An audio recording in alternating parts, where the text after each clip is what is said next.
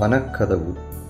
அப்பொழுது 12 பேரில் ஒருவனாகிய யூதாசுக்குள் சாத்தான் புகுந்தான். லூக்கா 22:3. கதவு தட்டப்படுகிறது, நாம் திறக்கின்றோம். நமது நண்பர்கள் உள்ளே வருகின்றனர்.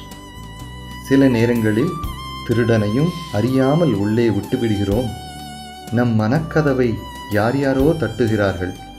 கதவை திறப்பதில் கவனம் வேண்டும். நாம் யாருக்கு இடம் கொடுக்கிறோம்? தூய ஆவியானவரின் அன்பின், ஆறுதலின், எச்சரிப்பின் அழைப்பதனை நாம் ஏற்றுக்கொண்டால் மனம் மகிழும். வாழ்வு முறையில் மாற்றம் வரும். மாறாக பெருமையின், பழி வாங்குவதின், இச்சையின், பொறாமையின் தூண்டல்களை ஏற்று உள்மனக் கதவை திறந்தால் முடிந்தது உன் ஆவிக்குரிய வாழ்வு. யூதாசை நினைத்துக்கொள்.